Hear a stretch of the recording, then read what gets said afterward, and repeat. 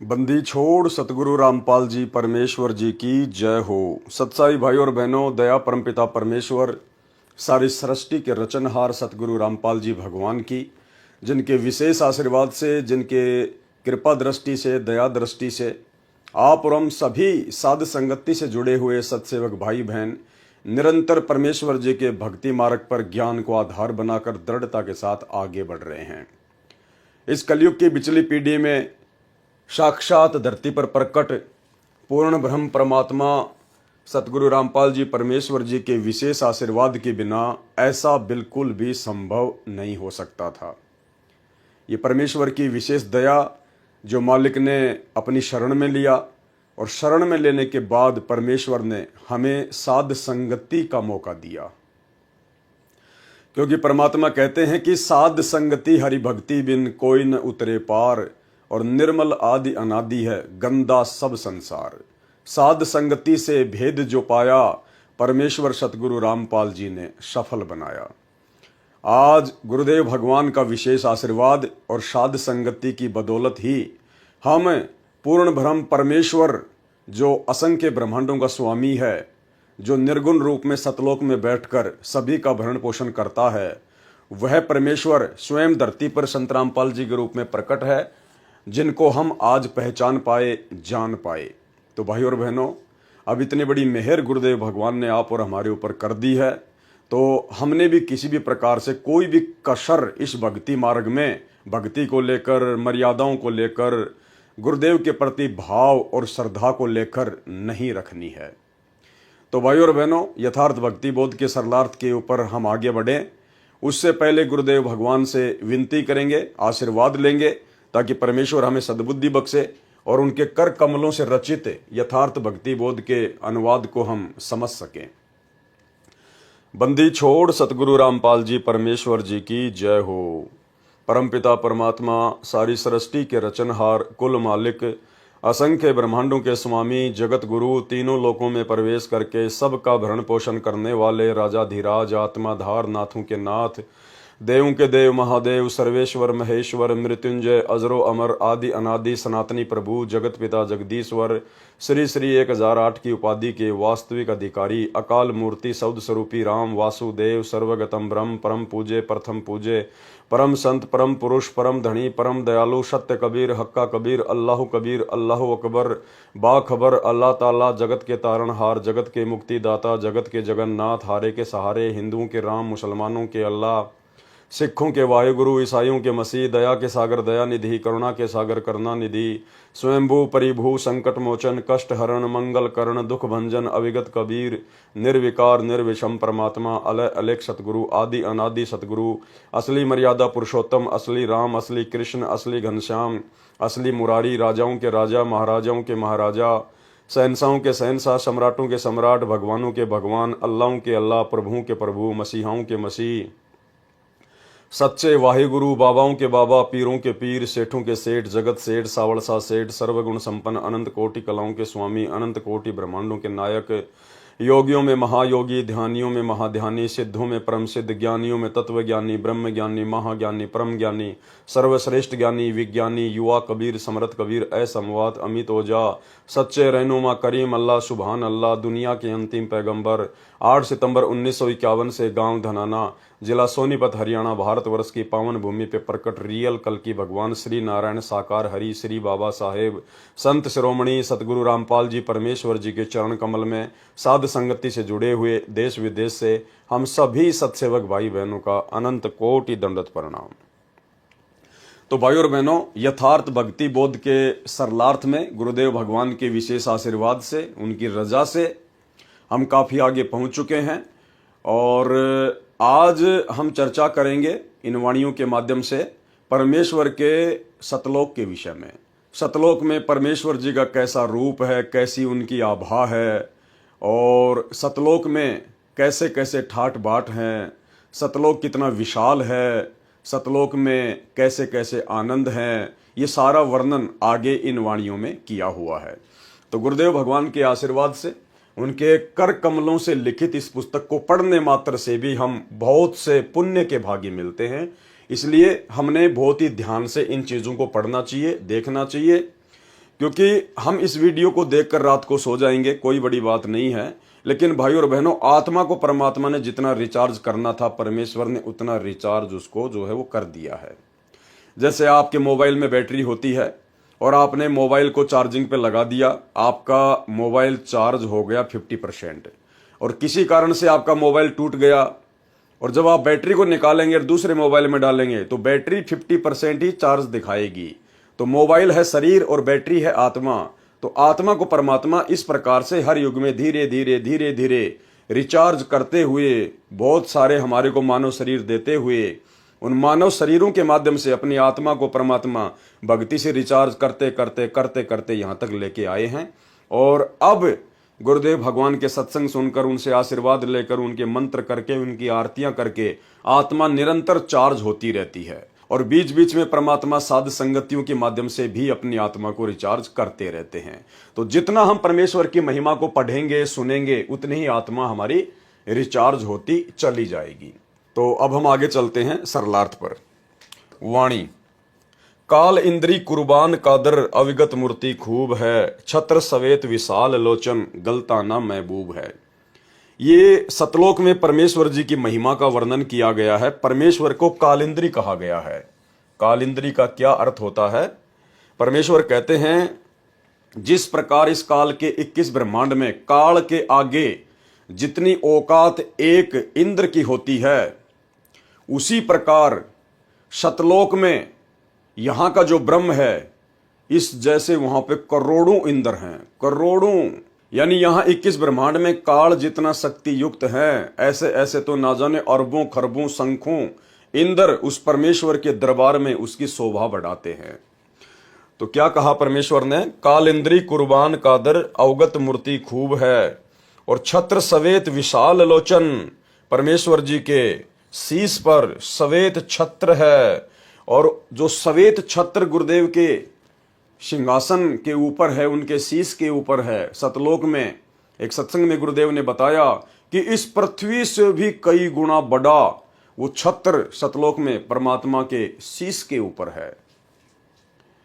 सवेत छत्र विशाल लोचन, यानी परमेश्वर के विशाल नेत्र हैं, और गलताना महबूब है। काल इंद्री का अर्थ है कि परमेश्वर कबीर जी के लिए काल अर्थात 21 ब्रह्मांड के स्वामी ब्रह्म जैसे तो इंद्र जैसे हैं। जैसे काल लोक में एक ब्रह्मांड में एक इंद्र का लोक है, जिसके अधीन 33 करोड़ देवी देवता हैं। इंद्र उनका राजा है, जिस कारण से देवराज भी कहा जाता है। परंतु 21 ब्रह्मांडों का राजा है काल, परंतु ये जो ब्रह्म है ये 21 ब्रह्मांडों का राजा है। जैसे ब्रह्म की तुलना में इंद्र की महिमा कुछ भी नहीं है। इसी के आधार से संत गरीबदास जी ने परमेश्वर कबीर जी की उपमा की है कि उस कादिर अर्थात समर्थ परमात्मा की शक्ति महिमा के सामने काल ब्रह्म की महिमा उस इंद्र के समान है जो काल लोक में इंद्र बना है। इसलिए परमेश्वर को काल इंद्री अर्थात काल ब्रह्म जैसे, जिसके सामने इंद्र जैसे हैं, जैसे चार भुजा वाले को चतुर्भुजी कहते हैं, ऐसे ही परमेश्वर को कालिंद्री कहा जाता है। सतगुरु रामपाल जी परमेश्वर जी को अर्थात कबीर परमात्मा को कालिंद्री भी कहा जाता है। ऐसे कादिर यानी समर्थ परमात्मा पर मैं संत गरीबदास जी कुर्बान हूं। उस अविगत जिसकी गति अर्थात स्थिति से कोई परिचित न होने से उसे अविगत कहा जाता है। परमात्मा की मूर्ति अर्थात जीवित साकार तस्वीर खूब है, अर्थात वास्तव में परमेश्वर सुंदर शकल में है। वह परमात्मा विशाल लोचन अर्थात बड़ी बड़ी नेत्रों वाला है, मस्त महबूब है अर्थात आत्मा का प्रेमी है। जिस सिंहासन तख्त पर परमात्मा विराजमान है उसके ऊपर सफेद छत्र लगा है। जैसे राजा महाराजाओं के सिर पर छाता नुमा चांदी या सोने का छत्र लगाया जाता था, उसी प्रकार परमेश्वर की स्थिति आंखों देखकर संत गरीबदास जी ने बताई है। वाणी। दिल अंदर दीदार दर्शन बाहर अंत न जाइए, और काया माया कहां बपूरी तन मन शीश चढ़ाइए। सरलार्थ किया है परमात्मा ने। परमात्मा के दर्शन आप अपने हृदय में कर सकते हैं। दिल अंदर दीदार दर्शन, परमात्मा के दर्शन आप अपने हृदय में कर सकते हैं। भावार्थ है कि जिस समय आप सच्चे दिल से भक्ति करके परमात्मा को पुकारोगे तो आपको हृदय कमल में परमात्मा दर्शन देंगे। यानी परमेश्वर जी की भक्ति के लिए हमें कहीं भी भरमने और भटकने की आवश्यकता नहीं है। उस समय जब परमेश्वर सतगुरु रूप में हमें मिल जाएं और अपना यथार्थ ज्ञान दे दें और सत भक्ति मंत्र दे दें, उसके बाद उनकी अनुपस्थिति में, उनकी गैर हाजिरी में हमने उनके लिए या भक्ति के लिए कहीं भी भटकने की आवश्यकता नहीं है। जिस प्रकार वर्तमान में वही कबीर परमात्मा हमें सतगुरु रामपाल जी के रूप में प्राप्त हैं, मिल चुके हैं। इन्होंने हमें अपना अनमोल तत्व ज्ञान दे दिया, सत भक्ति मंत्र दे दिए और कुछ समय के लिए परमेश्वर अपने मिशन को एक दिशा देने के लिए, लीला करने के लिए हिसार जेल में बैठे हुए हैं। और वर्तमान में जो लोग गुरुदेव भगवान की गैर हाजिरी में जगह जगह आश्रमों में धक्के खा रहे हैं, भटक रहे हैं, सब कुछ उनके पास होने के बावजूद भी तो परमेश्वर कह रहे हैं कि दिल अंदर दीदार दर्शन बाहर अंत ना जाइए। अरे उस समय आश्रम में जाएंगे जब हमारे गुरुदेव भगवान साक्षात हिसार जेल से लीला पूरी करके बाहर आ जाएंगे, क्योंकि परमात्मा सर्व कमलों में भी विद्यमान है।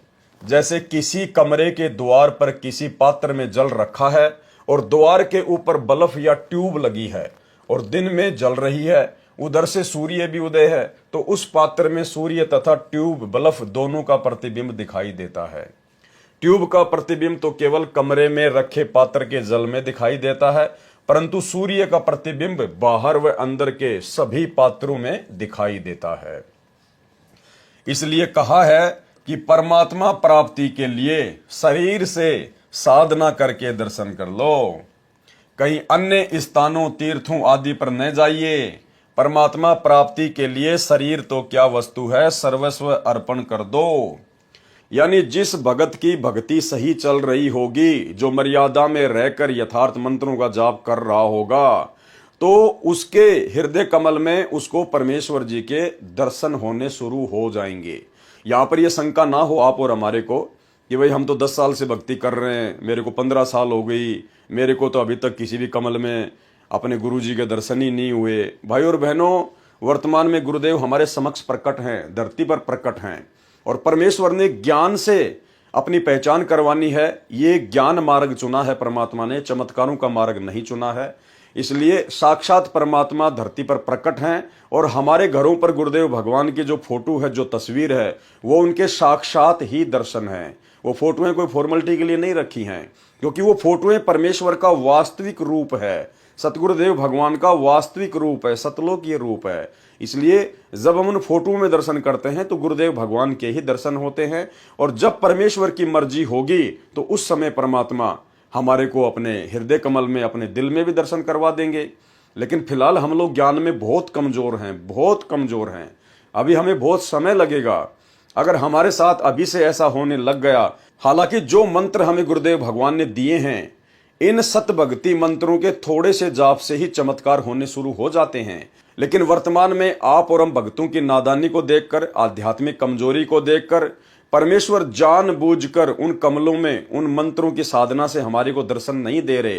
अन्यथा हम लोग भ्रमित हो सकते हैं, अहंकार में आ सकते हैं। इसलिए परमेश्वर जी का ऑपरेशन है, परमेश्वर अपने हिसाब से ही उसको चलाएगा, ठीक करेगा। हमने उनकी रजा में राजी रहना है। हमें परमात्मा चाहे किसी भी कमल में दर्शन दे या ना दें, हम अपने गुरुदेव भगवान के दर्शन रोजाना करते हैं, उनकी तस्वीरों के माध्यम से करते हैं और सूक्ष्म रूप में मानसिक तौर पर परमेश्वर का चिंतन मनन करना भी उनके दर्शन ही करने में आता है। तो इस बात को लेकर हमारे मन में शंका नहीं होनी चाहिए। जब हम उस लायक हो जाएंगे तो परमेश्वर ऑटोमेटिक हमारे को हर जगह दर्शन देंगे।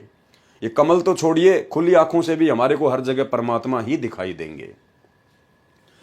परमात्मा प्राप्ति के लिए शरीर से साधना करके दर्शन कर लो, कहीं अन्य स्थानों, तीर्थों आदि पर ना जाइए।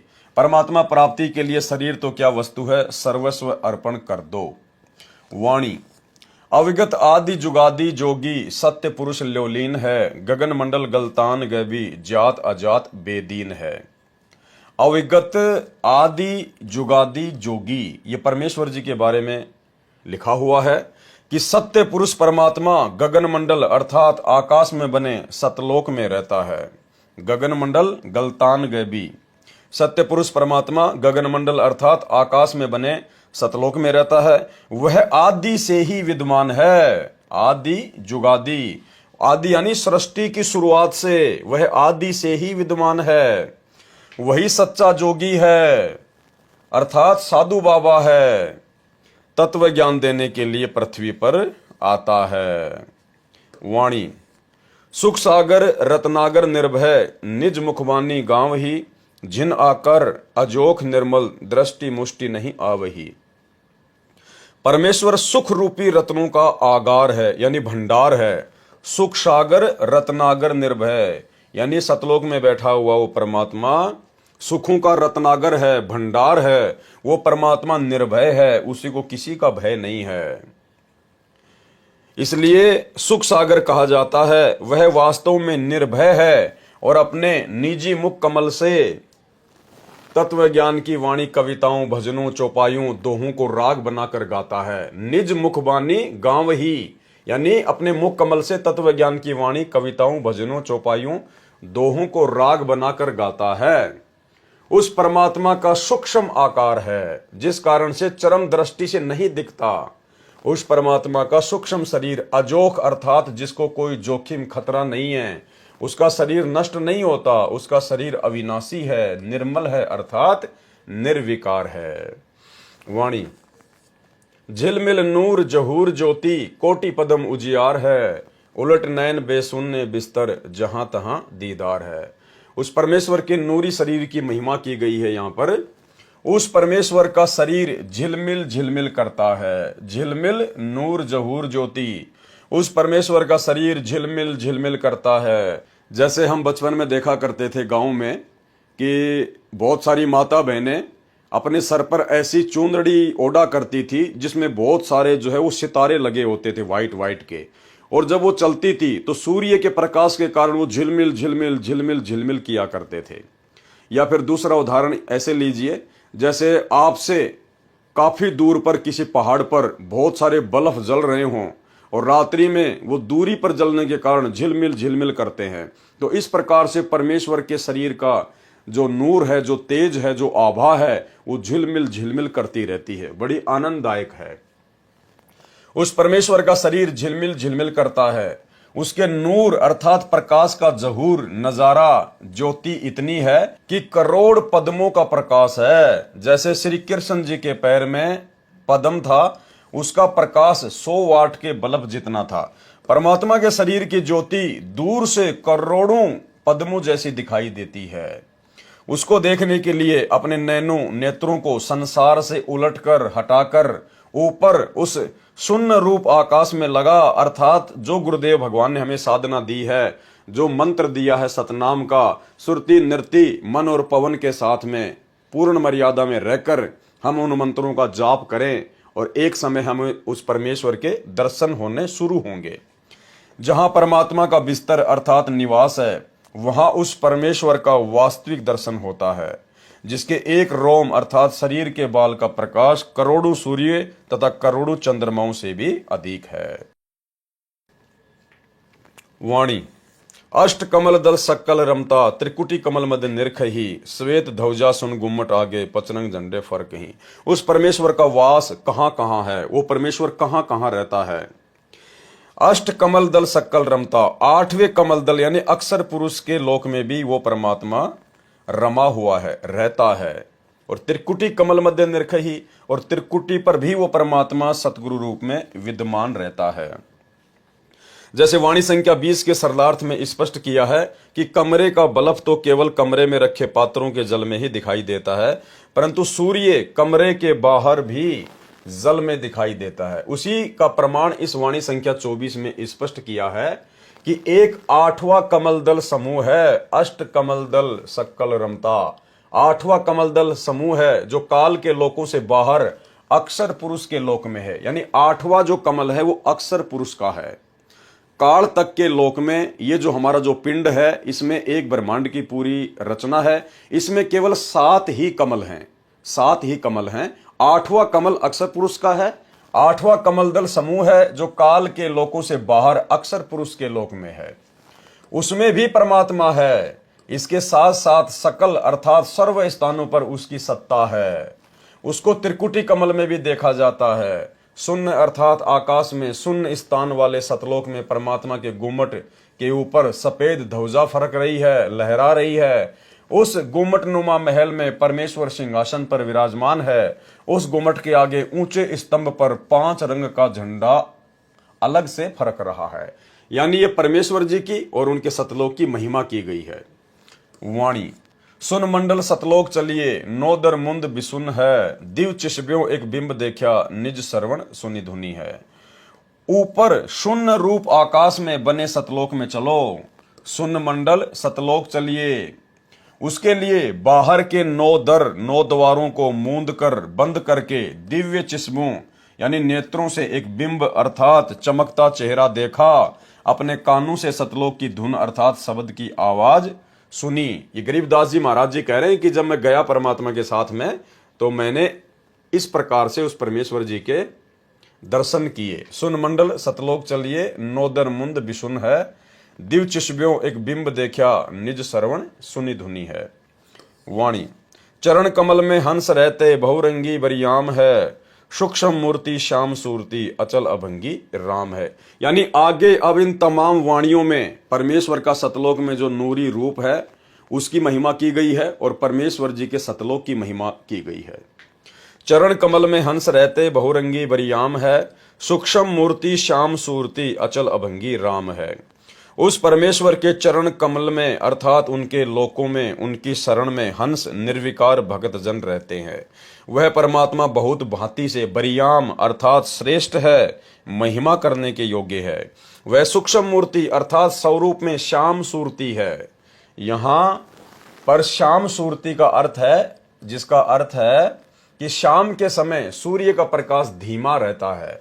उसी प्रकार जब परमात्मा पृथ्वी लोक में आता है, जैसे आज वर्तमान में परमात्मा सतगुरु रूप में पृथ्वी पर आ चुके हैं, तो उनके शरीर का तेज हल्का रहता है। परमेश्वर अपने उस तेजो में नूरी शरीर को श्याम सूरती यानी हल्का बनाकर वर्तमान में सतगुरु रूप में प्रकट है, इसलिए श्याम सूरती कहा है। वह परमात्मा अचल अर्थात कभी न चलने वाला, सदा रहने वाला, अभंगी जो कभी भंग न हो, कभी टूटे ना, अर्थात जिसका किसी समय में विनाश न हो, अर्थात अविनाशी राम है। वाणी नो सुर बंद निशंक खेलो, 10वें दर मुख मूल है, और मालिन कूप अनूप सजनी, बिन बेली का फूल है। भगत को हिदायत दी है कि 9 सुर जो शरीर में 9 सुराग हैं, जैसे 2 नाक, 2 कान, 2 आंखें, 1 मुख, पेशाब इंद्री तथा मल द्वार, ये 9 सुराख 9 द्वार कहे हैं, जिनको बंद करके अर्थात इनसे हटकर 10वां द्वार है सुषमणा द्वार।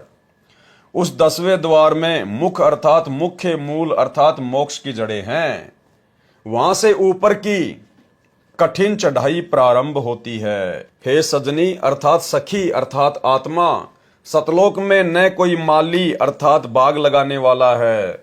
माली न कूप अनूप सजनी, सतलोक में न कोई माली अर्थात बाग लगाने वाला है तथा ना सिंचाई के लिए कुआं है।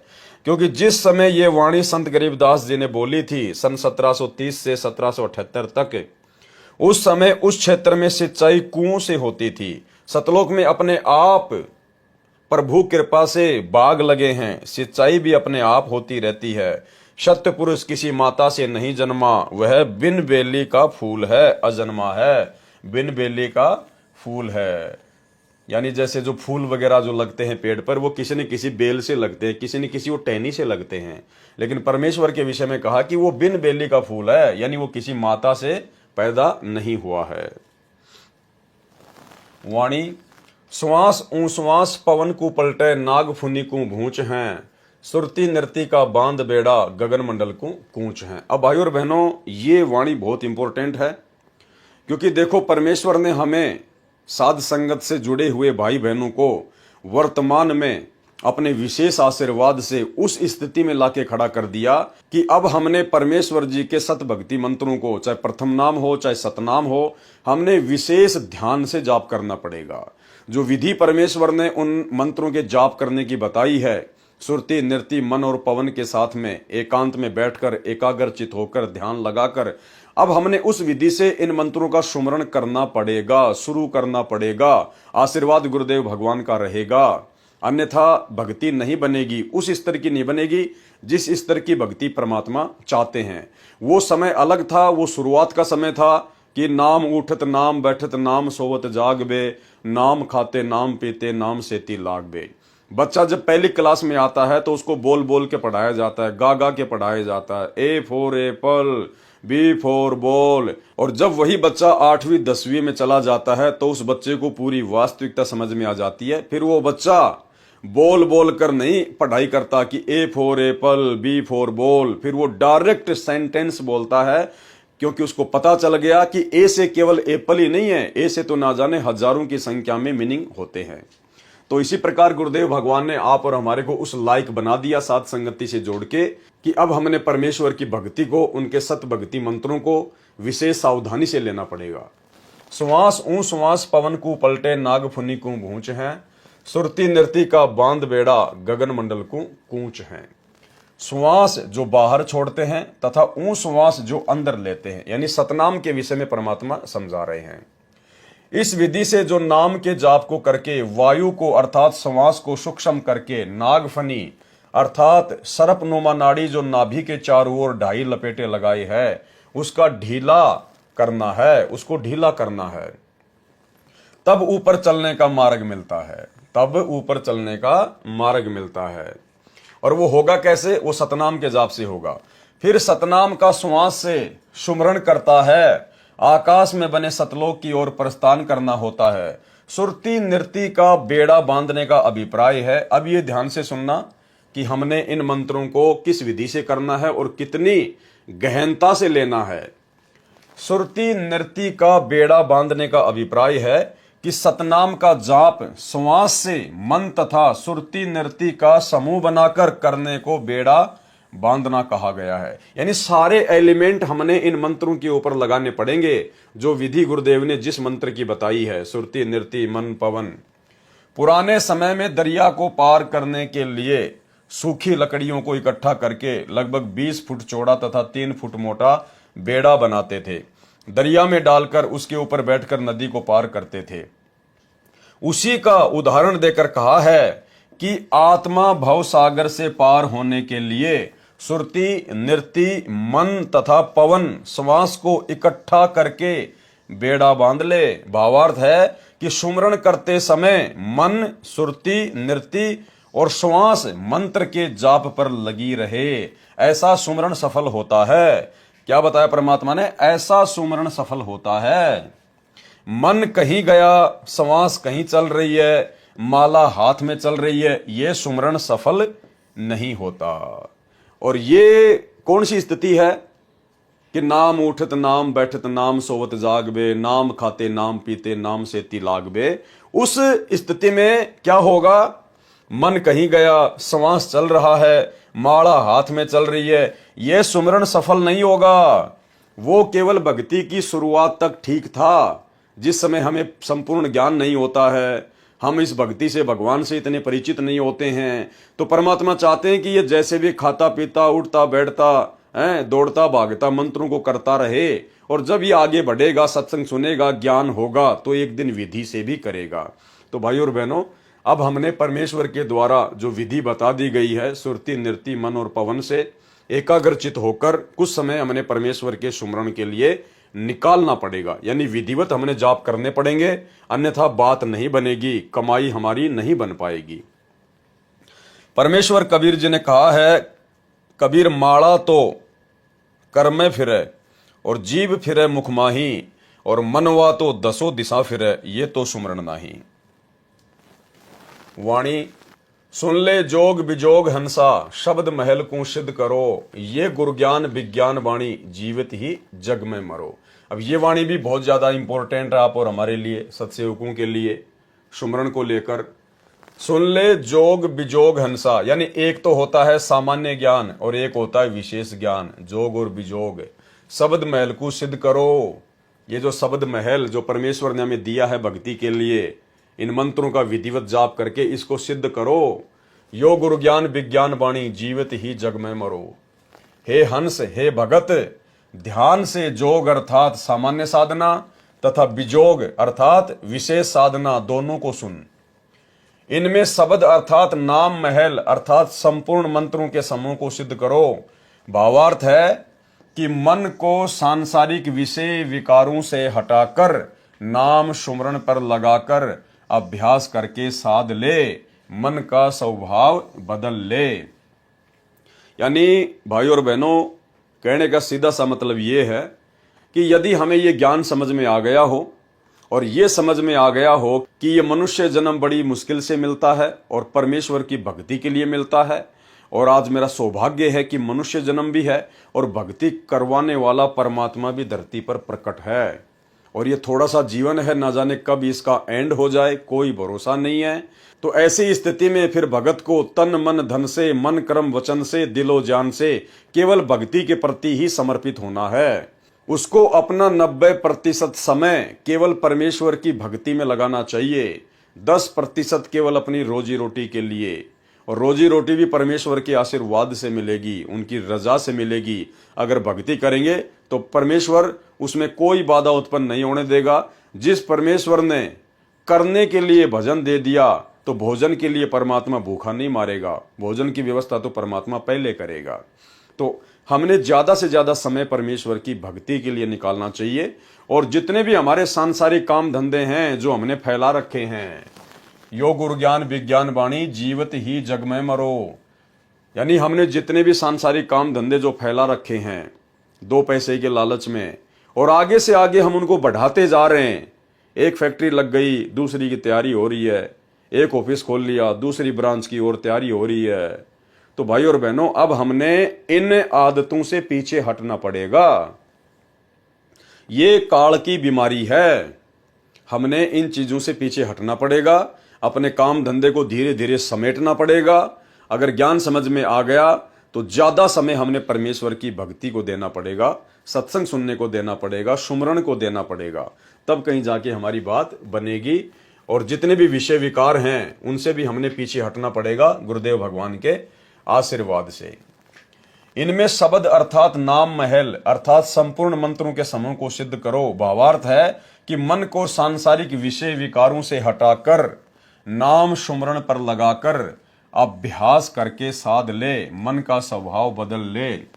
ये है गुरु ज्ञान और विज्ञान अर्थात तत्व ज्ञान की वाणी अर्थात वचन, और जीवित ही जग में मर ले। जीवित जग में मरने का भाव है कि मन की कल्पनाओं को रोककर इच्छाओं का दमन कर।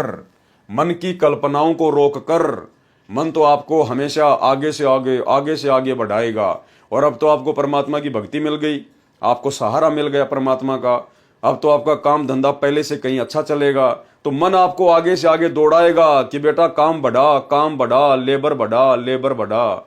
तो भाई और बहनों, इन मन की कल्पनाओं को हमने रोकना है, ये सोचकर कि ये काम धंधे करते करते तो असंख्य जन्म बीत गए, कुछ भी हाथ नहीं आया। और भाई और बहनों, अब ये परमात्मा मिला है, काम धंधा भी परमात्मा चलाएगा, थोड़े से में पूरे परिवार का पेट भरेगा, समय आने पर हर प्रकार की हमारी इच्छाओं की पूर्ति करेगा, और बाकी जोड़ जोड़ के रखना, बैंक बैलेंस बनाना, ये फिर भक्ति में भक्तों के काम नहीं है। जीवित जग में मरने का भाव है कि मन की कल्पनाओं को रोककर इच्छाओं का दमन कर। जैसे व्यक्ति की अचानक मृत्यु हो जाती है, उसके मन की सारी योजना फेल हो जाती है। साधक पहले से ही यह धारणा बनाकर संसार में निर्वाह करता है, लंबी चौड़ी योजनाएं न बनाकर इच्छाओं को सीमित रखता है। यानी भगत के परमात्मा ने लक्षण बताए हैं कि लंबी चौड़ी योजनाएं न बनाकर इच्छाओं को सीमित रखता है। क्योंकि आज हम जिन कार को, कोठियों को, बड़ी बड़ी फैक्ट्रियों को बनाने में, अपने काम धंधे को बढ़ाने में, प्लाटों पे प्लाट लेकर पटकने में, जमीनों पर जमीन लेकर पटकने में, जो अपना जितना समय बर्बाद हम कर रहे हैं, ये सब कुछ चीजें यहीं रह जानी है, कुछ भी साथ नहीं जाएगा, शरीर भी साथ नहीं जाएगा, सबको पता है। लेकिन जब गुरु का ज्ञान हो जाए तो फिर हमने इन चीजों पर कंट्रोल रखना सीखना होगा, हमने कंट्रोल करना पड़ेगा इनके ऊपर, अन्यथा हमारा अधिकांश समय इन्हीं मन की कल्पनाओं में व्यर्थ हो जाएगा। लंबी चौड़ी योजनाएं न बनाकर इच्छाओं को सीमित रखता है, वह यह विचार करके सत्संग में जाता है कि मान ले मेरी आज मृत्यु हो जाती तो भी घर ऑफिस कार्यालय का कार्य नहीं कर सकते थे, इसलिए मान ले हमारी मृत्यु हो गई, हम चले सत्संग में, 3-4 दिन के लिए जीवित मर गए। विचार करें, मृत्यु तो किसी की भी कभी भी हो सकती है, तब भी कार्य से सब्र करना पड़ता है। सर्व कार्य सदा के लिए छूट जाता है, वह हानि भी हो जाती है जो मरने वाले की कमाई मेहनत व्यापार न करने से होनी है। उसकी क्षतिपूर्ति कभी नहीं हो सकती। जो भगत जीवित मरकर सत्संग में 3-4 दिन के लिए गया था, उसके अभाव में 3-4 दिन में जो व्यवसाय में हानि होनी थी, उसकी क्षतिपूर्ति तो वह फिर से कर सकता है, क्योंकि वह परमानेंट नहीं मरा है, वह तो जीवित मरा है। वैसे तो भक्तों के सत्संग में जाने से कभी हानि नहीं होती, लाभ ही होता है। इसको कहते हैं जीवित मरना। संत गरीबदास जी ने कहा है कि गुरुजी द्वारा बताए ज्ञान तथा तत्व ज्ञान का सारांश ये है कि यदि भक्ति करना तथा मोक्ष पाना चाहता है तो जीवित मर ले, यानी उपरोक्त सारी चीजों को अपने जीवन में धारण कर ले। मन की कल्पनाओं को शांत कर, रोक, विषय वासनाओं से विषय विकारों से अपने आप को हटा और एक प्रकार से जीवित मर के परमात्मा की भक्ति कर कि सोचो मैं तो मर गया, अब ना कोई काम, ना कोई धंधा, ना कोई रिश्तेदारी, ना कोई बोलने वाला। इस भाव से हमने परमेश्वर जी की भक्ति को महत्व देना है और परमात्मा फिर अपने भगत के काम बिगड़ने नहीं देता है। वाणी, उज्ज्वल हिरंबर श्वेत भोरा, अक्षय व्रत सतभाग है, जीतो काल विशाल सोहम तर तीवर बैराग है।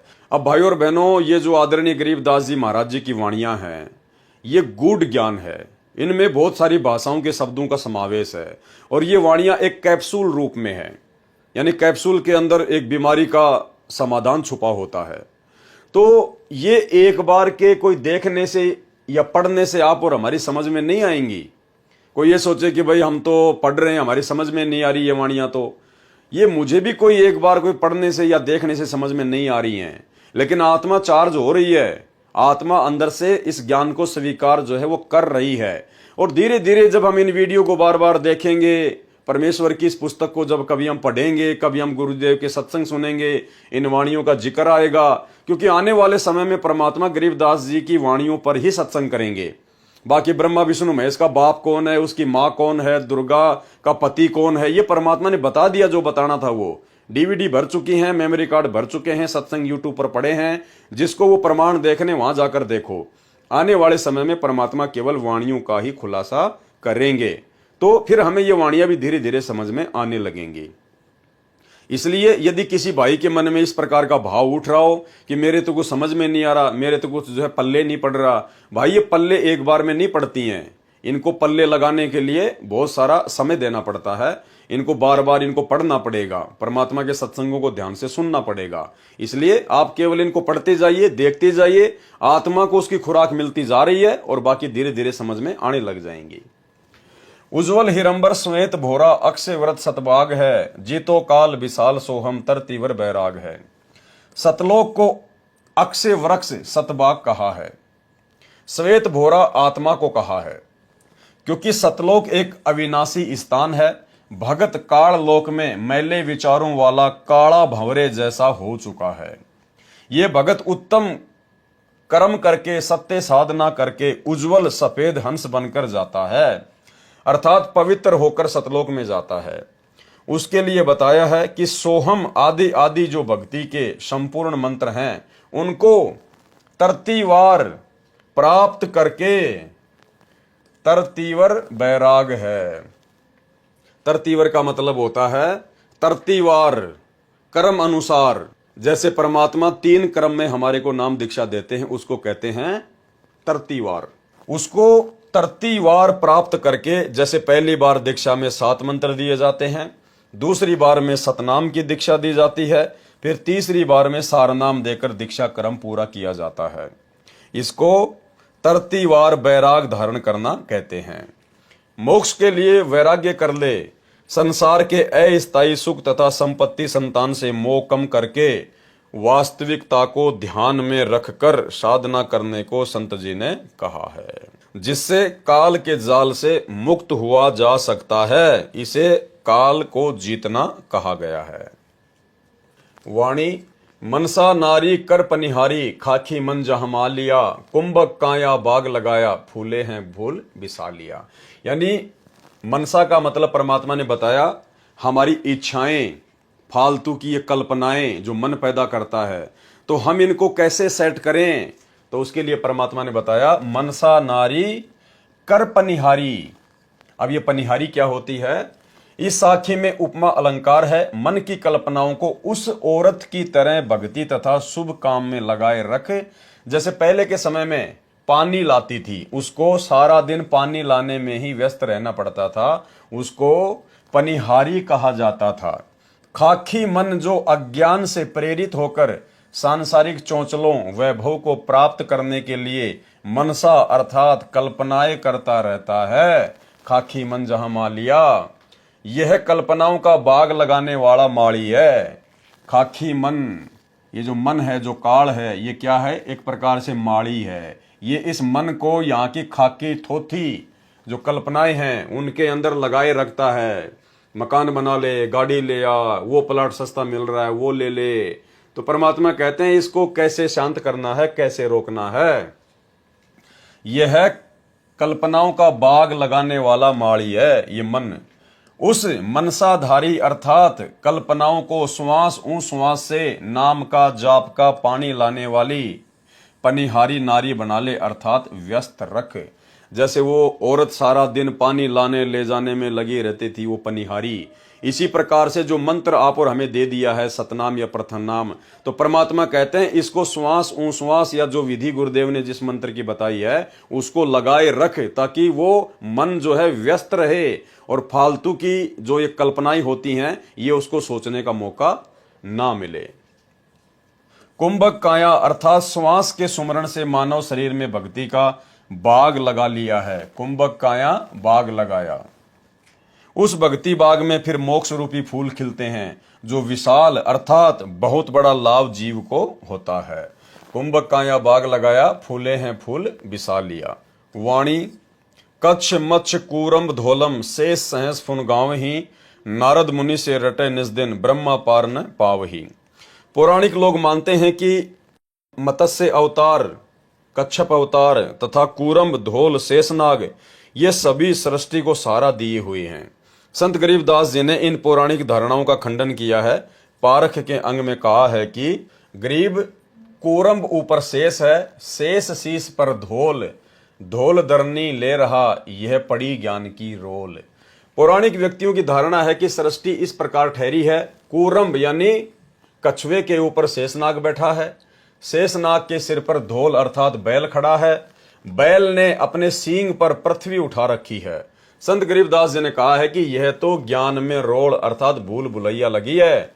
वाणी में खंडन किया है, गरीब कूरम किसके आसरे और कौन शरण है शेष, बटक बीज विस्तार है समझे ज्ञान नरेश।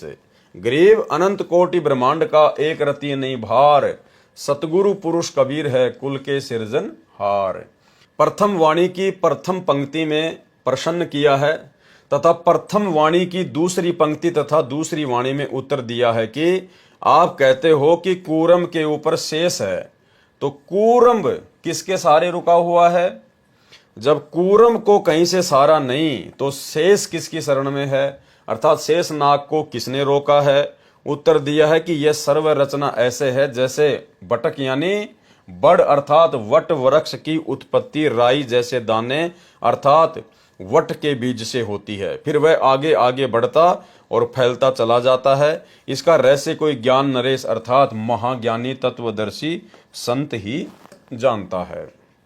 वास्तव में असंख्य ब्रह्मांडों के सर्जनहार परमेश्वर कबीर जी ही हैं और सतगुरु रूप में प्रकट होकर उन्होंने ये ज्ञान स्वयं ही बताया है। अनंत ब्रह्मांडों को एक दूसरे से आकृति आकर्षित करके रोका है, यह परमात्मा की शक्ति से ही। गुरुत्व व आकर्षण सर्व ग्रहों तथा ब्रह्मांडों में कार्य कर रहा है। परमेश्वर ने सर्व संसार की रचना करके अपनी शक्ति से चला रखा है। जैसे वैज्ञानिकों ने रॉकेट बनाकर प्लूटो ग्रह पर भेजा है, जो 9 वर्ष तक चलकर उसकी कक्षा में चक्कर लगा रहा है। इसी प्रकार परमात्मा कबीर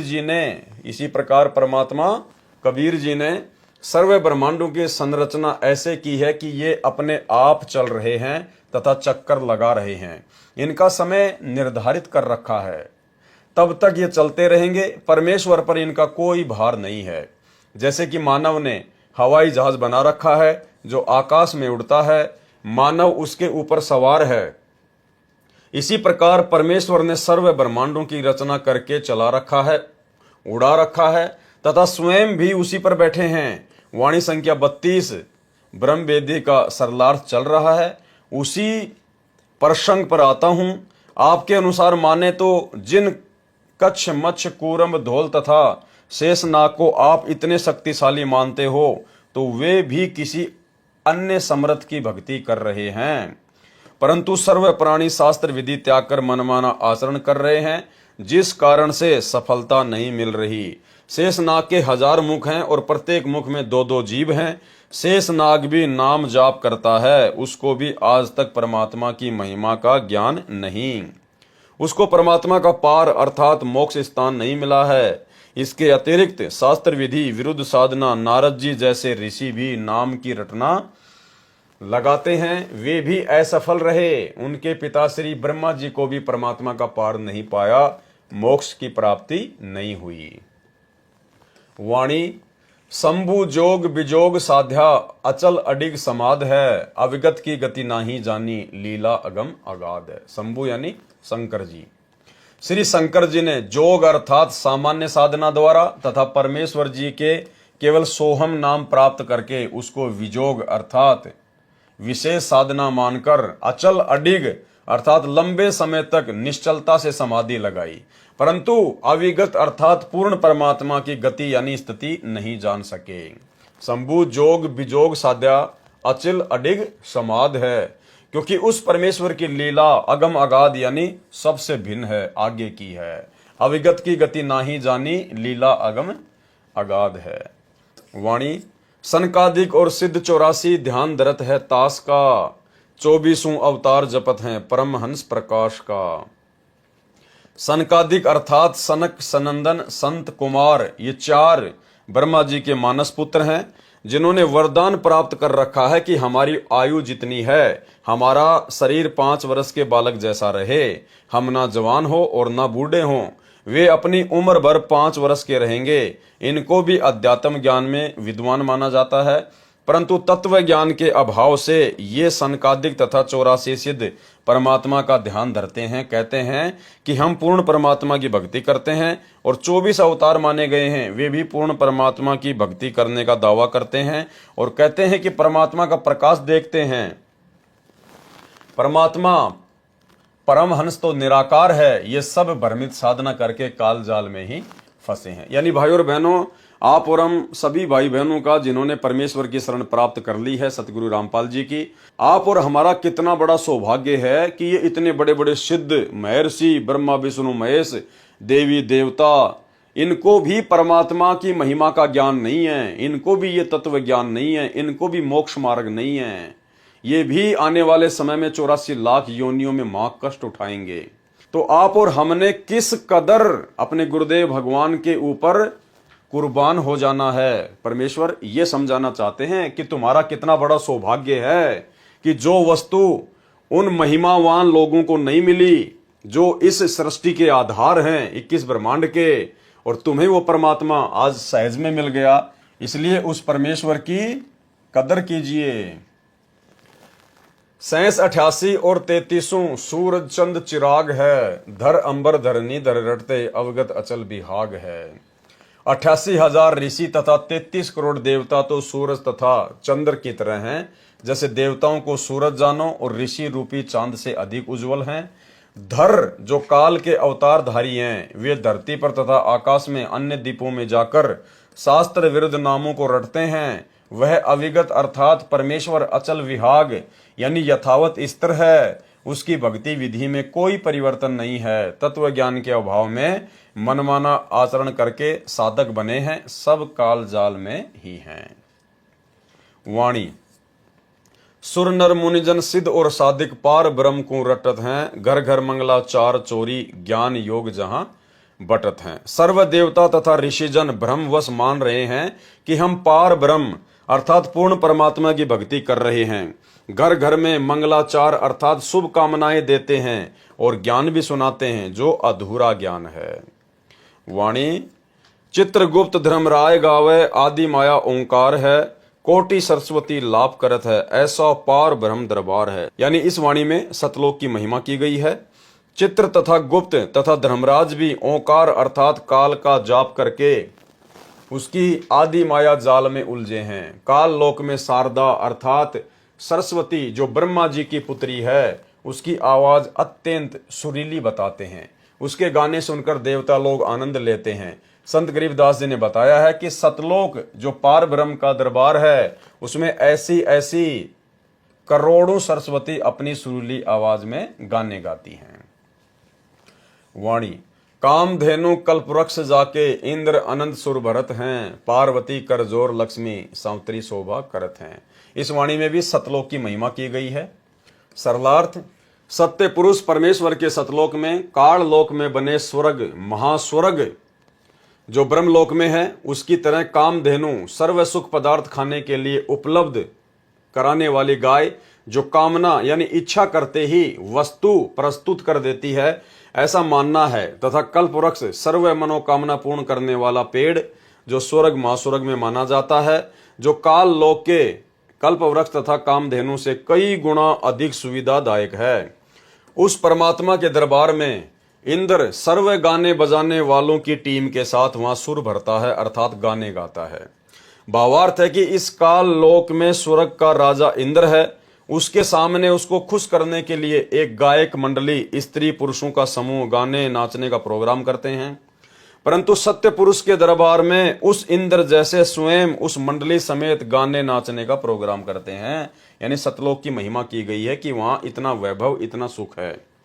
ऐसे ऐसे अनंत प्रोग्राम सत्य पुरुष के सतलोक में होते हैं तथा यहाँ की महान देवियां पार्वती लक्ष्मी तथा सावित्री जैसी सुंदर देवियां परम पुरुष के दरबार की शोभा बढ़ा रही हैं। वाणी गंधर्व ज्ञानी और मुनि ध्यानी पांचों तत्व खवास हैं, त्रिगुण तीन बहुरंग बाजी कोई जन बिरले दास है। गंधर्व एक देव श्रेणी है, वे विद्वान भी माने जाते हैं तथा मुनि ध्यानी अर्थात ऋषिजन ध्यान बहुत करते हैं। ऐसे ऐसे सतलोक में अनेकों हंस हैं और पांचों तत्व उस सतलोक में नौकर हैं। काल लोक में तो पांच तत्व प्रधान हैं, क्योंकि यहां सर्व रचना पांच तत्व से बनी है। त्रिगुण यानी ब्रह्मा रजगुण विष्णु सतगुण तथा शिव तमगुण है। ये तीनों यहाँ काल लोक में प्रधान है। इन्हीं पांचों तत्व तथा तीन गुणों से काल की सर्वबाजी अर्थात रचना व्यवस्थित है। परंतु यहाँ पर सब अभिमानी है। दास अर्थात नम्र भगत तो कोई कोई है। वाणी ध्रुव प्रहलाद अगाध अग है, जनक विदेयी जोर है, चले विमान निदान विद्या धर्मराय की बंद तोड़ है। काल की भक्ति करने वाले ध्रुव तथा प्रहलाद जैसे बहुत अगाध यानी सर्वोपरि भक्ति वाले अगय यानी आगे पहुंचे हुए माने जाते हैं। और जनक विदेयी को भी इसी श्रेणी में लेते हैं, जो विमान में बैठकर स्वर्ग गए थे। रास्ते में नरक में 12 करोड़ प्राणी कष्ट झेल रहे थे। राजा जनक विदेयी ने अपनी भक्ति से आधे पुण्य उनको संकल्प करके दे दिए, जिस कारण से वह नरक खाली हो गया। धर्मराज का विधान है कि जिसका जितना नरक समय है वह नरक में कष्ट भोगेगा, और जिसका जितना समय स्वर्ग में है वह उतने समय स्वर्ग का सुख भोगेगा। परंतु राजा जनक जी ने वह बंद तोड़ दिया, अपने पुण्यों का आधा हिस्सा देकर उनका वह नरक समय समाप्त कर दिया, जिस कारण से वे 12 करोड़ प्राणी स्वर्ग में चले गए। परंतु राजा जनक को काल ने लूट लिया, उसके आधे पुण्य समाप्त कर दिए, जिस कारण से वह पुण्यात्मा शीघ्र पुण्यहीन होकर पुनर्जन्म को प्राप्त हुई और सिख गुरु नानक जी के रूप में श्री कालूराम मेहता खत्री के घर पंजाब की धरती पर जन्मे। अब देखो भाई और बहनों, इसमें बहुत सारी बातें हैं। परमेश्वर के आगे काल की कोई औकात नहीं है। काल केवल उतना ही सोच सकता है जितना परमात्मा चाहते हैं। अब काल ने सोचा कि मैंने राजा जनक को लूट लिया, मैंने उसके आधे पुण्य लूट लिए, और जब तक इसके पुण्य इन 12 करोड़ आत्माओं के साथ में रहेंगे तब तक तो मैं इनको जो है स्वर्ग में बैठा दूंगा, और जैसे पुण्य समाप्त होंगे फिर इनको इनका वो कर्म भोगने के लिए मैं इनको नरक में डाल दूंगा। और मैंने राजा जनक के आधे पुण्य लूट लिए। ठीक है, काल की सोच अपनी थी, लेकिन ये रजा परमात्मा की थी, ये गुरुदेव भगवान की मर्जी थी। क्योंकि भाइयों और बहनों, युगों युगों से परमात्मा उस आत्मा के साथ में थे, और कलयुग की पिछली पीढ़ी में उस आत्मा को मनुष्य जन्म देकर उनको पार भी करना था। तो परमेश्वर की दया थी, अगर राजा जनक के वो पुण्य परमात्मा समाप्त ना करवाते तो 650 साल पहले यानी 550 साल पहले आदरणीय नानक जी का जन्म ही नहीं होता धरती पर। क्योंकि परमात्मा ने उनके उसी हिसाब से वो पुण्य काल के माध्यम से नष्ट करवा दिए, ताकि जब परमात्मा सन 1398 में इस कलयुग के प्रथम चरण में आए तो उसके थोड़े समय बाद में वो राजा जनक वाली आत्मा भी नानक जी के रूप में जन्म लेकर धरती पर आ जाए। तो सोचिए भाइयों और बहनों, जैसे ही राजा जनक के पुण्य समाप्त हुए, काल ने उसको नीचे पटक दिया। अब यदि राजा जनक अपने वो आधे पुण्य उन 12 करोड़ आत्माओं को ना देता तो भाइयों और बहनों 550 साल पहले वो यहाँ पे जन्म लेकर पैदा ही ना होता, क्योंकि उसके आधे पुण्य और शेष होते और ना जाने कितने समय तक वो ऊपर ऐश करता, आराम करता। तो सब कुछ परमेश्वर ने सेट किया हुआ है। काल केवल खुश हो जाता है कि मैंने बहुत अच्छा कर दिया, मैंने उसको लूट लिया, मैंने ये कर लिया। लेकिन परमात्मा जिन आत्माओं के साथ में है, उन आत्माओं का अकाउंट फिर परमात्मा के अकॉर्डिंग होगा, सबका नहीं होता। जो परमेश्वर के हंस होते हैं, जो किसी कारण से भक्ति छोड़ देते हैं, त्याग देते हैं, लेकिन जो गुरुद्रोही नहीं होते, उनके साथ फिर परमात्मा रहता है, फिर उनका अकाउंट परमात्मा के हाथ में होता है। तो सारा खेल ये सतगुरु रामपाल जी भगवान का, उस कबीर भगवान का था। दूसरी ओर 12 करोड़ आत्माओं को नरक से निकलवा कर स्वर्ग ले गए। इस कारण से वाह वाह प्रशंसा के पात्र बने, परंतु अपना भक्ति धन लुटा दिया। फिर वे 12 करोड़ प्राणी राजा जनक द्वारा दिए पुण्य का समय स्वर्ग में भोगकर फिर उसी नरक में डाले गए। उनका जो नरक भोगने का समय शेष बचा था वह तो भोगना ही पड़ा। तत्व ज्ञान न होने के कारण राजा जनक ने उपकार भी किया, परंतु उन 12 करोड़ आत्माओं को कोई लाभ नहीं हुआ, क्योंकि उनको नरक तो भोगना ही पड़ा। कुछ समय स्वर्ग में रहकर क्या लाभ हुआ? कुछ नहीं, क्योंकि आम व्यक्ति ये मानता है कि कुछ समय तो सुख मिला उन 12 करोड़ प्राणियों को। परमेश्वर कबीर जी ने संत गरीबदास जी को तत्व ज्ञान दिया था, उसके आधार से वह कुछ समय के लिए मिला सुख व्यर्थ है। यदि पुण्य नरक में न आना पड़ता तो राजा जनक जी का उपकार सराहनीय था।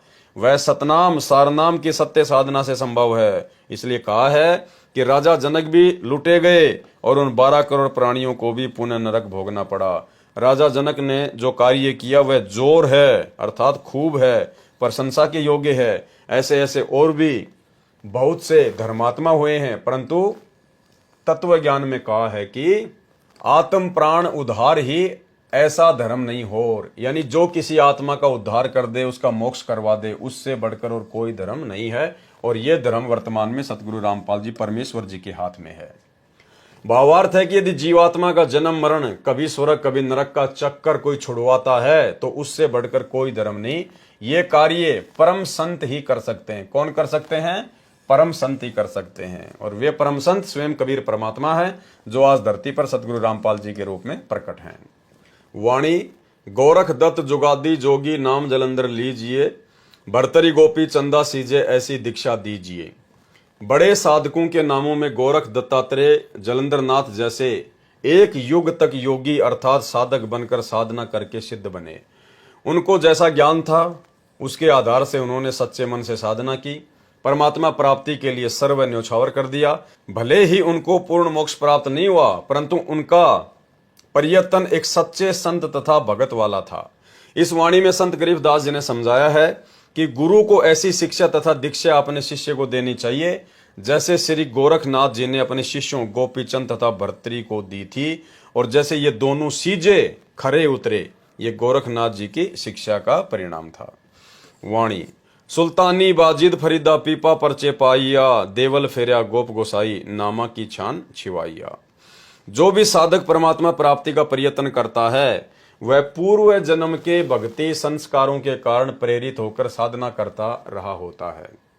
उसके साथ पूर्व जन्मों में की हुई भक्ति की कुछ शक्ति भी शेष होती है, जिस कारण से उस साधक के जीवन काल में पूर्व जन्म की भक्ति शक्ति के प्रभाव से कुछ चमत्कार अनोखा कार्य भी हो जाते हैं, जिस कारण से वह भी अपने आप को परम संत मान लेता है तथा अन्य जनता जन भी उसके फैन होकर उसकी पूजा करने लग जाते हैं, जो दोनों के लिए ही हानिकारक होता है।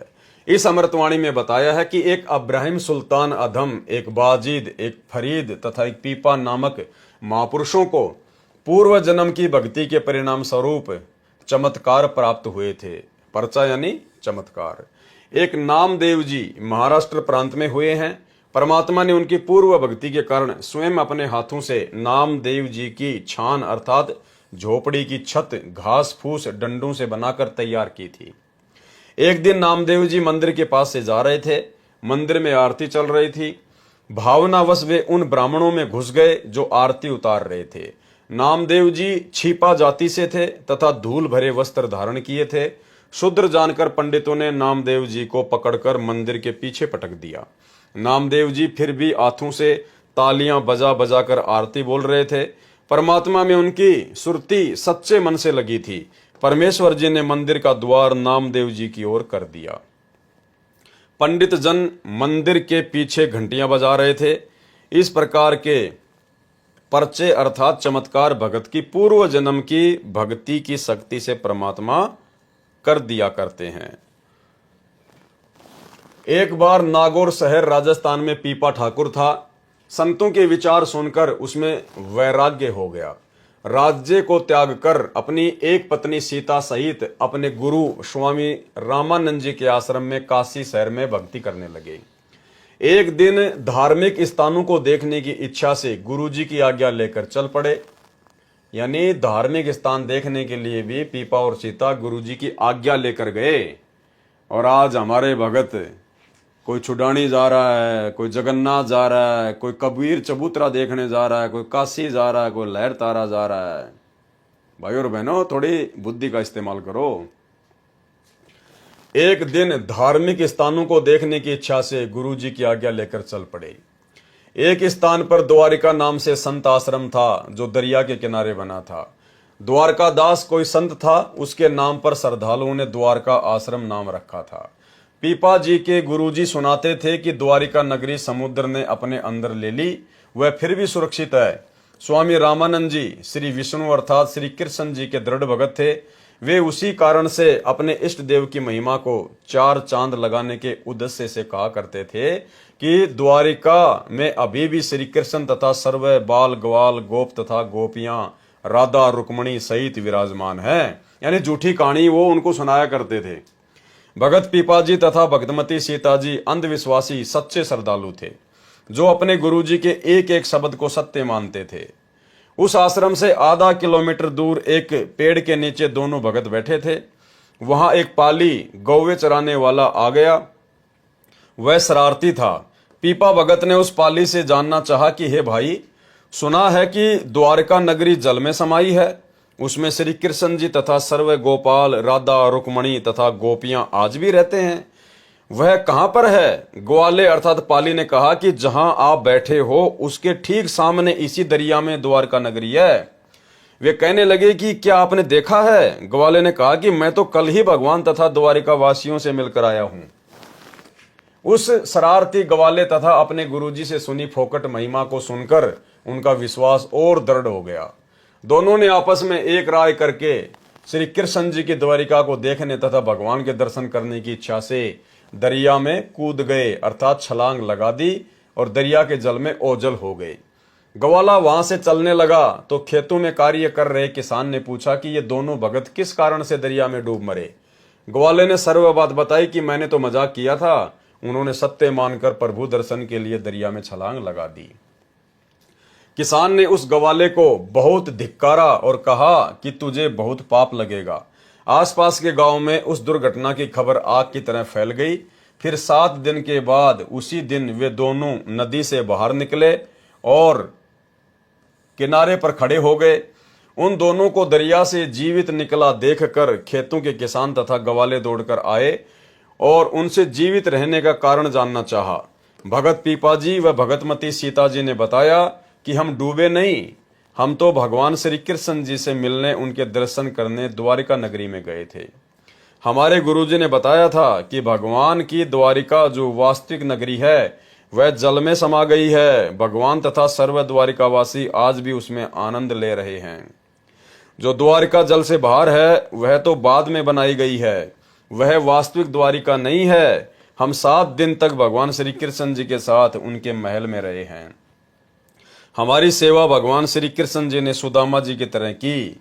राधा तथा रुक्मणी जी, श्री कृष्ण जी सर्व रानियों से मिले, गोपी तथा गवालों से भी बातें की। जब हमने चलने की आज्ञा चाही तो श्री कृष्ण जी ने अपनी अंगुली से निकालकर मेरे को, पीपा जी को अंगूठी छाप दी। देखो, इस पर कृष्ण अक्षर लिखा है, शुद्ध सोने की है। उपस्थित व्यक्तियों को बड़ा आश्चर्य किया कि ये क्या कह रहे हैं। बातें विश्वसनीय नहीं है, परंतु उनको अपनी आंखों से दरिया में डूबते तथा बाहर आते देखा है। अविश्वास को स्थान नहीं है। जब वे अपने गुरु रामानंद जी के आश्रम काशी बनारस में पहुंचे तो उनको भी श्री कृष्ण जी से मिलने और 7 दिन तक उनके साथ रहने की बात कही तो उनको भी विश्वास नहीं हुआ। कहने लगे कि क्या कह रहे हो, तुम्हारा दिमाग तो नहीं चल गया? जल में जीवित कैसे रह सकते हो? जल में तो द्वारिका है, वह तो खंडर हो चुकी है। यानी वो पहले तो कह रहा था कि वहां सभी रहते हैं, श्री कृष्ण, बाल गवाल गोपियां रहती हैं, और अब कह रहा है कि वो तो खंडर हो चुकी है। भगवान श्री कृष्ण जी तो गोलोक में ऊपर जा चुके हैं, उस समुद्र में थोड़े ही हैं। जब पीपा सीता ने बार बार भोलेपन से कहा तथा सर्व गोपाल गोपियों, राधा रुक्मणी, श्री कृष्ण जी से हुई बातें बताई तथा श्री कृष्ण द्वारा दी गई छाप अंगूठी दिखाई जिस पर कृष्ण नाम खुदा हुआ था देवनागरी लिपि में, ये सब पीपा सीता से सुनकर तथा छाप देखकर स्वामी रामानंद जी को विश्वास करना पड़ा। वह छाप वर्तमान में बनारस के श्री द्वारिकाधीश मंदिर में सुरक्षित है। इसलिए वाणी में कहा है कि पीपा परचा पाइया, अर्थात पीपा जी को परमात्मा का चमत्कार प्राप्त हुआ। अब भाइयों और बहनों, ये तत्व ज्ञान है और गुरुदेव भगवान के आशीर्वाद से इसको समझा जा सकता है। इसमें बहुत सारे भेद हैं। जिस समय समुद्र में पीपा और सीता जी ने छलांग लगाई, उस समय वो पीपा जी और सीता जी नहीं थे, वो स्वयं परमात्मा थे। उन्होंने दोनों रूप बना रखे थे और परमेश्वर जी ने भक्ति को जीवित रखने के लिए और लोगों के दिलो दिमाग में इस बात को जो है वो ताजा रखने के लिए कि यहां पर द्वारिका थी, श्री कृष्ण जी था, उसका अस्तित्व था, इस बात को बनाए रखने के लिए ताकि लोगों की आस्था भक्ति और भगवान में बनी रहे इस बिचली पीढ़ी तक। ये सारा खेल परमात्मा सतगुरु रामपाल जी ने अर्थात कबीर भगवान ने किया। कैसे? उससे पहले पीपा जी के साथ में एक घटना और घटी थी। भाई, पीपा तो एक राजा था, नागौर का, राजस्थान का। उसके पास में कोई सिद्धियां नहीं थी, उसके पास में ऐसा कुछ भी नहीं था, और वो अपनी पत्नी सीता के साथ में, रामानंद जी के साथ में भक्ति करने के लिए निकल पड़ा। जब वो सीता को लेकर जा रहे थे तो रास्ते में गुरुदेव भगवान ने सत्संग में बताया कि एक लाला जी, एक बनिया, उसने सीता जी को जब पीपा जी के साथ में देखा साधु वेशभूषा में, तो उस बनिए ने कहा, अरे साधु जी, महात्मा जी, तू क्या करेगा इस औरत का? ये तो बनियों के रहने के लायक है, तू क्या करेगा इसका? मेरे को दे दे ये। तो पीपा जी ने कहा कि भाई रख ले, मैं भी इससे दुखी हूं, परेशान हूं, तू इसको रख ले। और सीता जो है वो बनिए के पास में चली गई। ना पीपा जी ने कुछ उससे लड़ाई झगड़ा किया, और जब पीपा जी ने कहा कि तू इसको रख ले तो सीता ने भी कुछ नहीं कहा, वो उस लाला जी के पास में रह गई। अब लाला जी शाम को जब गया उसके पास में, वो जब चौबारे में वो बैठी हुई थी, लाला जी ने उसको ऊपर बैठा दिया अपने चौबारे में।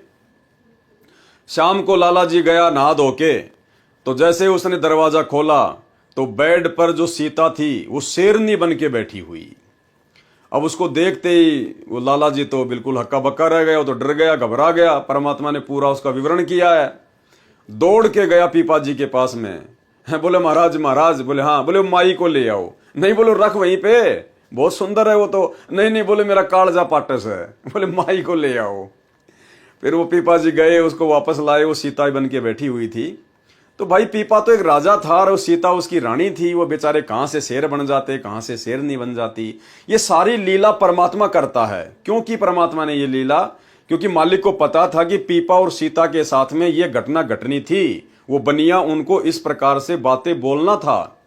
और पीपा राजा था, राजा में अहंकार होता है, घमंड होता है, अभिमान होता है, उसको सहन नहीं होती, लड़ाई झगड़ा हो जाता। और साधु संतों में ये बात शोभा नहीं देती है। तो सारा खेल ये परमात्मा ने खेला। परमात्मा ही सीता बना, परमात्मा ही पीपा बना, परमात्मा ही शेरनी बना।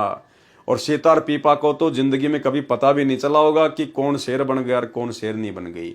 इसलिए परमात्मा कहते हैं कि गुप्त रूप में सब काम सार दे, जो भी विपदा आन पड़े। और ऐसी स्थिति भाइयों और बहनों वर्तमान में है। आप और हमारे ऊपर संकटों का ढेर है, लेकिन सतगुरु रामपाल जी परमेश्वर जी ने हमसे भक्ति करवाने के लिए उन संकटों को गुप्त रूप में हल्का किया हुआ है। इसलिए वर्तमान में भक्ति करते करते भी, मर्यादाओं में रहते रहते भी, यदि भगत के ऊपर थोड़ा बहुत कोई संकट आता है तो ये सोच के चलना चाहिए कि भयंकर संकट था, परमात्मा ने हल्के में कर रखा है। संत शरण में आने से आई टले बला, जय मस्तक में सूली हो, कांटे में टल जा।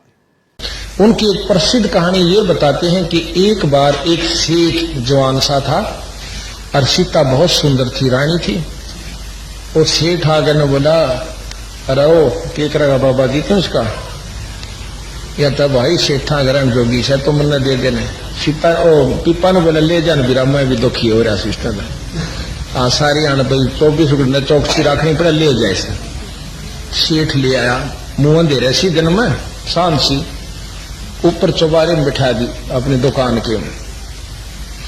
और खूब नहा धोकर, सीता ने बोली नहा धोकर ये बोला अच्छा।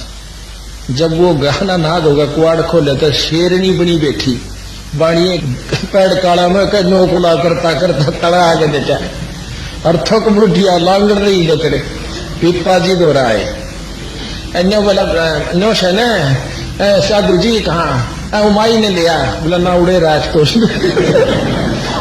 मैं खबर जा क्या हो गया जब सा अगर मेरी गेल चाल मेरा कालजा पाटे तो वही उन्हें लेके पीपा जी गया। बड़ा देखे सीता बैठी नो की ने बोला की बात हो यार?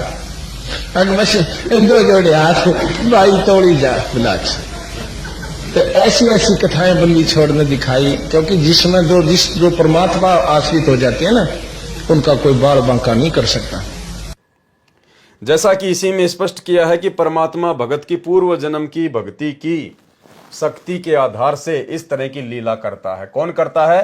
परमात्मा करता है, भगत की भक्ति की शक्ति के आधार से, ताकि भगत की तथा अन्य जनता जनों की परमात्मा में आस्था बनी रहे। परंतु जब तक तत्वदर्शी संत नहीं मिलता तब तक आत्मा का कल्याण नहीं हो सकता। चाहे कितने चमत्कार हो जाओ, कितने ही महान बन जाओ, कितनी प्रसिद्धि प्राप्त कर लो, जब तक तत्वदर्शी संत नहीं मिलता, जो तत्वदर्शी संत वर्तमान में बड़े सौभाग्य से आप और हमें प्राप्त हो चुके हैं। वाणी छान छिवाई गऊ जीवाई, गणिका चढ़ी विमान में, सदना बकरे को मत मारे पहुंचे आन निदान में। भगत नामदेव को हुए चमत्कारों में से ही परमात्मा ने बताया कि संत नामदेव जी की झोपड़ी की छान घास फूस की छत छवाई अर्थात डाली थी। एक समय दिल्ली के बादशाह को नामदेव की ख्याति का अर्थात प्रसिद्धि का पता चला। परीक्षार्थ दिल्ली बुलवाया। राजा मुसलमान था। दरबार में एक गाय को तलवार से काटकर मार दिया तथा संत नामदेव जी से कहा कि यदि तेरे श्री कृष्ण में शक्ति है तो इसे जीवित कर दे, नहीं तो तेरी जीवन लीला यहीं समाप्त हो जाएगी। नामदेव जी ने गाय के पैर छुए और परमात्मा से अर्ज की। गाय उसी समय जीवित हो गई। राजा ने भगत से क्षमा याचना की। ये तो पूर्व जन्म की भक्ति से चमत्कार हो रहे थे। फिर परमात्मा अपने विधान अनुसार अच्छी भगतात्माओं को मिलता रहता है। भगत नामदेव जी को परमात्मा संत रूप में मिले, उनको तत्व ज्ञान समझाया और सतनाम रूपी चार्जर लगाकर उनकी बैटरी चार्ज करने की विधि बताई, अर्थात सत्य साधना के लिए सत्य मंत्र देकर भक्ति शक्ति बढ़ाने को कहा। तो भाइयों और बहनों, आज के वीडियो में केवल परमात्मा ने सतलोक की महिमा और कुछ ऐसी वाणियां थी जो कहानियों के रूप में थी, जिसको परमेश्वर जी हमें सत्संगों में बहुत बार जो है वो सुना चुके हैं, बता चुके हैं। इसलिए ज़्यादा कुछ विस्तार से बताने की आवश्यकता महसूस नहीं हुई, क्योंकि वैसे तो परमात्मा ने सारा सरलार्थ किया ही हुआ है। लेकिन जहां जहां आवश्यकता पड़ेगी, जो विशेष पॉइंट होगा, उसी के ऊपर परमात्मा दास को निमित्त बनाकर खुलासा करवाएंगे। बाकी नॉर्मल रूप से परमात्मा ने जो वाणियां लिखी हैं उनको हम पढ़ेंगे। पढ़ने मात्र से भी हमारे को जो है लाभ प्राप्त होता है, आध्यात्मिक जो है वो पुण्य प्राप्त होते हैं। तो आज के वीडियो में केवल इतना ही। कल परमेश्वर की दया से नित्य नियम के सरलार्थ का समापन होगा, क्योंकि कल का जो वीडियो होगा वो नित्य नियम के ऊपर लास्ट होगा। उसके बाद फिर अगले दिन से सेम रात्रि 9 बजे कंटिन्यू हम लोग असुर निकंदन रमेणी के सरलार्थ के ऊपर वीडियो बनाएंगे।